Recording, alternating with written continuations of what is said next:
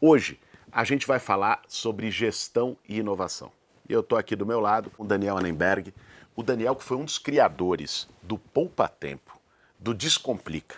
Foi secretário aqui em São Paulo, tem uma bagagem, uma trajetória grande da área. E com a Mariana Sampaio, que também é gestora sênior de políticas públicas, não é, doutora na Fundação Getúlio Vargas e foi secretária adjunta aqui em São Paulo de inovação, junto com o Daniel. Quando a gente fez as primeiras conversas, ainda no ano passado, para pensar a construção do nosso programa, porque a sensação que dá, e eu acho que ela não é só minha, muita gente fala sobre isso quando você vai nos lugares, é que São Paulo parou no tempo. A gente tem um orgulho da nossa cidade. São Paulo sempre foi uma cidade inovadora, sempre foi uma cidade de vanguarda. É a maior cidade do hemisfério sul. Sempre trouxe coisas que depois foram replicadas, reproduzidas em outras grandes metrópoles globais. E o que a gente vê hoje é que enquanto o mundo está construindo inovação em várias áreas, desde a área ambiental, da gestão de serviços públicos, das formas de participação, de facilitar o acesso a serviços públicos, São Paulo está patinando. Né, e patinando por problemas de gestão, de falta de planejamento, de falta de visão. E é isso que nós estamos levando em conta na construção do nosso programa. Eu acho que quando falo em inovação, e eu queria começar nosso bate-papo hoje por isso, às vezes o que vem na cabeça das pessoas? ChatGPT, né, nós tivemos aquela postura inacreditável, recuou rápido, por sorte, do governador Tarcísio, que queria substituir professores por ChatGPT na educação pública. Inovação não é isso. Inovação não é peripécia. Inovação, no fim do dia, é você ter caminhos tecnológicos eficientes que facilitem a vida do cidadão. O Poupa Tempo foi isso. O Poupa Tempo, um baita de um exemplo de gestão e inovação, foi isso. O Descomplica foi criado nessa perspectiva. Hoje, infelizmente, está passando por dificuldades e nós vamos falar disso aqui. Então, eu queria que, começando contigo, Daniel, que você trouxesse a partir da sua experiência na gestão pública, como você vê hoje que nós poderíamos atuar olhando o mundo, olhando as nossas próprias experiências para a inovação e tecnologia melhorarem a gestão dos serviços públicos na cidade de São Paulo. Bom, primeiro é um prazer estar aqui com você e com a Mariana, porque você é um tremendo gestor e é uma pessoa que conhece os problemas de São Paulo. A gente tem visto que São Paulo parou no tempo, como você falou. É o caso, por exemplo, do Wi-Fi público, que não está funcionando numa série de lugares da cidade de São Paulo. Isso mostra a falta de gestão, de coordenação. Mesmo a implantação dos Descomplicas, né, a gente deixou lá atrás vários para serem implantados, a gente não vê eles sendo implantados com a lógica que precisa ser, que é uma lógica de inclusão, de letramento digital. Não adianta nada, Boulos, ter tecnologia se isso não melhora a qualidade de vida das pessoas. E a tecnologia só faz sentido se ela vier para ajudar quem mais precisa do serviço público. Então, isso a gente não tem visto em São Paulo. A gente tem visto falta de gestão, falta de qualidade nos serviços, muitas vezes digitalizando também serviços, sem fazer uma análise prévia, como a gente fez lá atrás, inclusive no Poupa Tempo. E eu muitas vezes brinco que eu digo, não adianta você só digitalizar, senão você cria burocracia. Né? Então você precisa antes rever processos, você precisa simplificar e aí sim digitalizar. E não tem essa perspectiva, pelo que a gente tem visto, infelizmente, hoje na gestão da cidade de São Paulo. De fato, a gente tem visto isso. Eu tenho recebido muitas reclamações de gente que tem ido nas praças de Wi-Fi público tal, e simplesmente não consegue acessar. Né? Então, não consegue ter o acesso à internet gratuita, que era a lógica. E aí, Mariana, eu queria que você falasse um pouco, a gente já conversou várias vezes na construção do programa sobre isso, mas eu acho que nem todo mundo tem o conhecimento do que foi essa política do Wi-Fi nas praças, a importância que isso tem, porque às vezes a gente dá como automático que todo mundo tem acesso à internet a toda hora, em todo lugar, e não é bem assim, sobretudo quando a gente está falando das periferias, das regiões mais distantes. E que você falasse também um pouco mais de outras duas políticas, uma delas o Daniel citou, que é o Descomplica, né? Ou seja, o que ele tem na sua essência, quando foi formado, o que desvirtuou e como que a gente pode recuperar essa política além do Fab Lab. Muita gente que vive em São Paulo não conhece o histórico e a formação desses programas. E quando a gente fala em inovação, não é simplesmente inventar a roda. Às vezes em campanha eleitoral tem candidato que fala, a proposta mais, sabe, bizarra que aparecer, pô, parece que... Não, parece que é inovador. Não, inovação é a gente olhar o que já deu certo, recuperar o que deu certo e pensar como a gente avançar mais. Por isso eu queria balizar essas questões contigo. E, sobretudo, colocar o cidadão no centro do processo, né, Boulos? Acho que a gente tem que pensar, quando a gente discutiu gestão e inovação no programa de governo, foi para discutir inovação, para pensar como que a gente presta serviços públicos melhores para a população. Claro. Inovação é, sobretudo, isso. E quando a gente olha para acesso à internet, o nosso acesso à internet é muito desigual. A gente naturaliza porque uma parte da população tem acesso à internet, mas o fato é que, enquanto nas classes A e B a internet está praticamente universalizada, ou seja, todo mundo tem acesso à internet e todo mundo tem também acesso a dispositivos para acessar a internet, que inclusão digital não é só ter acesso à internet, é ter acesso a dispositivos para conseguir acessá-la com qualidade. Quando a gente olha para as classes D e E, esses números caem para um pouco mais de 60%. É uma diferença brutal. E se a gente seguir pensando em digitalizar serviços, prestar serviços por meio digital, a gente vai estar não só reproduzindo desigualdade, como criando novas formas de exclusão, né? Daí a importância fundamental de importâncias como o Wi-Fi público. Claro. A gente vai lá prover internet para todo mundo. A gente tinha vários depoimentos comoventes quando eu e Daniel estávamos à frente da secretaria, de gente que concluiu a faculdade usando o Wi-Fi público em praça, de gente que arranjou emprego usando o Wi-Fi público em praça, de imigrantes que usavam o Wi-Fi público no centro para conversar com as suas famílias na África, no Haiti. Era muito emocionante ouvir esses relatos. É uma política muito importante. Não dá para a gente pressupor que todo mundo tem internet e esquecer de prover acesso a essas pessoas de uma maneira de qualidade. E aí que entram o Descomplica e o FabLab. Porque os Descomplicas tinham não só apenas a lógica de centralizar os serviços públicos, de levar a prefeitura até o cidadão, porque não dá para a gente imaginar que uma mãe de família vai cruzar a cidade da Zona Leste até o centro para acessar um serviço. O que vai acontecer é que ela não vai acessar o serviço, porque ela não pode perder um dia de serviço. Ela não tem quem deixar o filho dela no contraturno da escola. Então, o Descomplica tinha essa lógica de descentralizar, levar os serviços públicos até a população, porque inovação não é prestar serviços públicos apenas por meio digital, mas também de usar os Descomplicas para promover inclusão e letramento digital. Então, os cidadãos e as cidadãs, quando eles iam até o Descomplica, eles tinham a possibilidade de aprender a fazer aquilo digitalmente. Tinha ali o Descomplica digital, eles podiam fazer aquilo de maneira, com apoio dos servidores, acessar o serviço digital. Se depois aprendesse e quisesse fazer de casa, tudo bem. Se quisesse voltar sempre e fazer ali com o apoio do servidor público, bem também. Né? O governo digital, ele é inclusive digital, ele não é apenas digital. Acho que isso é uma coisa muito importante, né? Pensar que é inclusive, não é apenas. E o FabLab vem nessa segunda, porque quando a gente pensa em inclusão digital, a gente pensa em fornecer acesso, depois a gente pensa em qualificar, em letrar as pessoas. E o FabLab vem para suprir essa outra lacuna.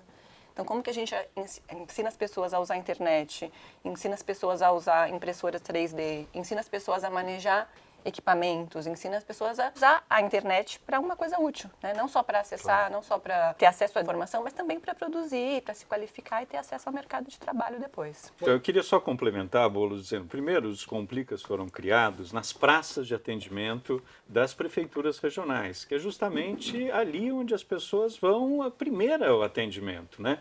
E antes, essas praças, elas só conseguiam atender os serviços municipais. Hoje, com a digitalização, você começa também a atender serviços estaduais, federais. Então, a praça acaba sendo um espaço de cidadania e um espaço também para o letramento digital. Ou seja, tem lado a lado, como a gente está aqui, o servidor e o cidadão olhando para o mesmo computador e mostrando como faz. O que é muito importante, porque isso ajuda na alfabetização digital das pessoas. Então, isso é muito legal. Gerar confiança, né? Ia gerar porque confiança. Senão o cidadão não sabe o que o servidor está fazendo aqui. Se eu estou trabalhando de frente para o Daniel, eu não sei o que ele está escrevendo sobre isso mim. É transparência também. Lembrando que eu sempre falo, o FabLab eu acho que é um dos equipamentos públicos mais legais que tem na cidade de São Paulo. Não só legais, mas de extrema importância para empreendedores, para várias pessoas. E o outro equipamento fundamental, o CEL, que foi criado na gestão da Mar. Então, inovando na cidade de São Paulo, gestões anteriores, fazendo coisas muito boas para a população que mais precisa do serviço público. Então, o FabLab, Descomplica, o Wi-Fi público, que também foi implementado na gestão Haddad, a gente pode avançar muito, né, em relação a todos esses programas. Eu não tenho dúvida disso, Daniel, porque eu gosto muito dessa abordagem, e que apareceu e vai aparecer no nosso programa de governo, porque teve desde o começo na construção, de que a inovação não é uma coisa abstrata. A inovação está aqui no concreto, melhorando a vida das pessoas, também democratizando o acesso a essas tecnologias. Isso é importantíssimo. FabLab, Descomplica fazem isso, e nós temos que aprofundar. O Wi-Fi nas praças deve ser retomado e ampliado na cidade de São Paulo. Agora, um ponto que eu estou convencido que a gente precisa avançar, né, é de fazer com que essa inovação ela entre particularmente no serviço de saúde e no conjunto dos serviços públicos cotidianos. Vou dar um exemplo. Muitas vezes, hoje, para alguém fazer um agendamento de uma consulta, para alguém poder receber um exame, essa pessoa precisa ir presencialmente na UBS, ela precisa... Ou seja, você não tem um sistema que funcione de maneira adequada com um agendamento online, não é? E que a população tenha confiança e segurança que possa se fazer por aí. Isso é facilitar a vida das pessoas, numa das áreas mais críticas da cidade de São Paulo. Para você pagar o IPTU, vários carnês, para o empreendedor abrir a sua empresa na cidade de São Paulo, para conseguir uma licença, um alvará, nós ainda temos um nível de burocratização muito grande que poderia ter o tempo reduzido e a vida dessas pessoas facilitada se a gente juntasse isso, não apenas no Portal 56, que foi um avanço porque reúne ali as portas e tal, mas que hoje está mal gerido. Hoje, se você perguntar para a população da avaliação do 56, o tempo de resposta é longo, pelo problema de gestão, mas que possa fazer isso no celular.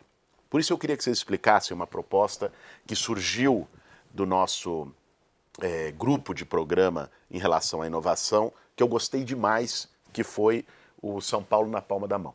Que é a ideia da gente ter um aplicativo que tenha também essa porta para vários serviços, desde a saúde até a matrícula escolar, seja para um conjunto de serviços que a prefeitura oferece, para o pedido da poda de árvore, para o pedido do tapa-buraco, que você possa fazer através de aplicativo, através do celular, de forma simples, de forma fácil, de forma ágil. Nós já temos cidades, inclusive do Brasil, que operam sistemas de aplicativo como esse, e lamentavelmente São Paulo, que deveria estar à frente pela dimensão que tem, pela importância econômica que tem, não construiu isso de maneira adequada. Queria que você pudesse falar um pouco. Então, eu queria retomar um ponto importante que a Mari falou, que é a questão de o foco tem que ser o cidadão. E aí usar todas as tecnologias possíveis para pensar isso. O que eu acho que seria importante? É como é que integra essas informações, seja presencial, seja pela internet, seja via aplicativo, e que o cidadão possa usar o que ele achar que seja melhor e que seja mais producente para ele resolver os seus problemas. Então, conseguir integrar todas essas informações, eu acho que tem que ser um foco para que a gente possa, com isso, muitas vezes começar de um jeito e terminar de outro, né? Cidadão que muitas vezes não tem informação. Não só a execução do serviço muitas vezes é burocratizada, mas ele não consegue ter acesso à informação correta para chegar lá e levar todos os documentos que ele precisa, ou o horário de funcionamento, ou se ele tem direito. Então, é muito importante que isso tudo esteja integrado de uma forma também transversal, que é outro jeito que eu acho que a gente precisa pensar a cidade, que a gente não pense a cidade como aquelas caixinhas burocráticas. A gente precisa pensar, por exemplo, primeira infância. Não é educação, ou esportes, ou cultura, ou saúde. Isso é transversal. O cidadão não sabe se ele precisa dar entrada na educação, se ele precisa ir num 56, se ele precisa no Descomplica. A gente precisa ajudar esse cidadão dizendo o seguinte: olha, para isso tem que fazer isso, isso, isso. E de forma transversal. Por quê? Porque aí a gente está com foco no cidadão e não no serviço público. O serviço público é criado justamente para atender melhor esse cidadão. E hoje isso não tem acontecido. E a gente vai ter que superar essa fragmentação que aconteceu na prefeitura, do cidadão ter que recorrer a várias portas de entrada para ter acesso a um serviço.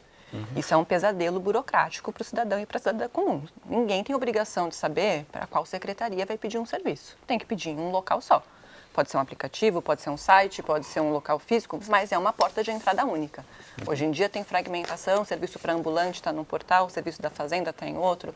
Não dá, né? Não dá para a gente pressupor que o cidadão e a cidadã vão conseguir desvendar esse labirinto burocrático quando a gente deveria estar, na verdade, dizendo o caminho para eles. Ao invés de apontar o caminho, a gente está entrando nesse labirinto aqui e vamos ver onde vai dar. Criando dificuldades. Para alguém vender facilidades. Infelizmente, isso acontece. Esse é o outro debate. Esse é outro de como detalhe.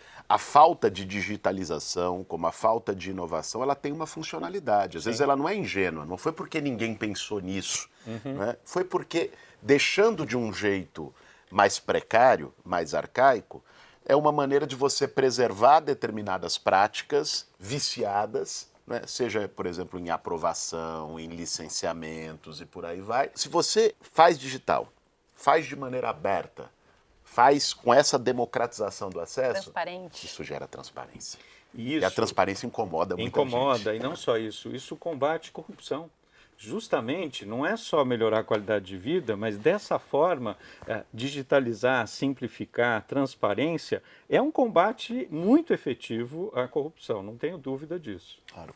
E às vezes são soluções que não são complexas, são soluções simples de se fazer. Dá um exemplo. Eu tive, no último período, a gente conversou sobre isso em várias grandes cidades globais, conhecendo experiências de inovação. Desde inovação urbanística, como, por exemplo, o que Paris está fazendo na redução de distâncias. A cidade de 15 minutos. A cidade de 15 minutos, que é uma coisa incrível, que não está mais só em Paris. Eu fui para Xangai, e Xangai tem um plano de cidade de 15 minutos para 2030 bem elaborado. O que é o cidade de 15 minutos, né? É você reduzir as distâncias médias entre local de trabalho e moradia, entre local de moradia e os distintos serviços que as pessoas precisam recorrer a 15 minutos. Então, você está fazendo um debate sobre redução de deslocamentos e, portanto, redução das emissões de carbono, redução de poluição, cidade verde, de melhora da qualidade de vida, porque aquelas 2 horas que a pessoa passa no transporte, ela dorme, vai faz poder exercício, dormir, ficar com a família, dormir, fazer várias outras coisas. Ou seja, isso é uma inovação urbanística. Você pega o que a China está fazendo de inovação tecnológica na gestão do transporte público. Eu visitei a central de mobilidade em Xangai, é um negócio impressionante. Da mesma forma que o metrô passa a cada 3 minutos, o próximo trem, eles têm isso em toda a rede de ônibus, em todos os corredores, em tempo real. E no ponto de ônibus tem um aviso não só, o próximo ônibus chega daqui a 5 minutos, da linha tal. Ele não tem nenhuma vaga sentado. Mas se você esperar mais 5, tem um que está vindo com 16 vagas sentadas. Ou seja, dá essa informação simples para melhorar a vida das pessoas. E Daniel esteve junto comigo na Google, que eles falaram de experiências que eles já têm adaptado em algumas cidades, de uma nova geração de semáforos inteligentes integradas ao Waze para poder facilitar esse funcionamento nas cidades. Às vezes você fica 10 minutos parado num semáforo, não é? O outro lado não tem ninguém chegando. Ou seja, é o uso de inteligência para melhorar a vida das pessoas no dia a dia, para poda de árvore, aquela tecnologia via satélite para fazer o diagnóstico das árvores que têm que ser removidas, das árvores que têm que ser podadas, porque hoje a gente depende da denúncia ativa das pessoas para poder ir lá fazer uma poda e demora pra caramba. Nós estamos falando de coisas simples que já existem e que São Paulo podia estar adotando nesse momento. Então, Mariana, queria, antes da gente encerrar, que você pudesse elencar nessa construção do nosso programa de governo, colocando a perspectiva da tecnologia aproximar o serviço público na ponta das pessoas, da tecnologia democratizar o acesso ao digital. E esse letramento eu acho que tem que começar, inclusive, das escolas públicas municipais, para além do Descomplica e tudo mais. E da tecnologia melhorar a vida das pessoas em serviços concretos na ponta, o que vocês estão elaborando nesse plano como as prioridades da nossa gestão para inovação na cidade de São Paulo? Bem, acho que a gente está fundamentalmente pensando em uma cidade que descomplique a vida da pessoa e que a gente possa pensar em entradas únicas, em portas de entrada única, que a pessoa não tenha que ficar caçando o serviço e que isso possa melhorar a prestação do serviço, né? E a gente pode pensar isso em várias formas, mas enfim, tem que ter uma porta única de entrada. Cidade descentralizada. A gente precisa aproximar o poder público das pessoas nas regiões mais vulneráveis, porque isso é melhor, inclusive, para termos ambientais. A gente vai reduzir deslocamentos pela cidade. E acho que, fundamentalmente, uma administração mais eficiente. Né? A gente não está em tempos de abundância de recursos e que a gente não pode mais desperdiçar dinheiro público. Acho que dá para a gente pensar em gastar melhor e prestando serviços melhores para a população. Eu queria só complementar de também ser um governo proativo, Boulos, que não fica esperando vir a demanda, mas a gente mostrar que com dados transformados em informações, a gente consegue fazer um governo que capta as necessidades antes até do cidadão nos colocar, como você citou, do meio ambiente, das aves, da saúde, né? Por que não a gente usar toda a tecnologia, e aí quando a gente fala cidades inteligentes faz sentido, para melhorar o atendimento da saúde. Ou seja, usar a tecnologia em prol do cidadão que mais precisa dela. Muito bom, muito bom. Daniel, Mariana, quero agradecer vocês por todo esse trabalho conjunto. Tem uma coisa que eu aprendi na minha atuação política, antes de ser deputado, antes de ser candidato a prefeito, quando atuava já há muitos anos no movimento social, de que sozinho a gente não chega a lugar nenhum. Nós precisamos de time, nós precisamos de equipe, nós precisamos trabalhar junto, reunir aqueles que têm ideias arejadas, inovadoras em cada área, e é isso que nós estamos buscando fazer na construção do nosso programa. Bora. Vamos embora. É isso aí, gente. Esse foi mais um dos nossos diálogos sobre as propostas que nós estamos construindo para São Paulo. Acompanha, porque vai ter mais. Nós estamos discutindo em várias áreas, chamando os melhores especialistas de gestão pública, servidores de carreira, da universidade, que estão pensando a cidade nos seus vários aspectos. Na saúde, na educação, na cultura, na mobilidade, no meio ambiente, em tantas áreas e também na inovação e na gestão de São Paulo. Obrigado por acompanhar e vamos juntos construir esse programa para cuidar de São Paulo.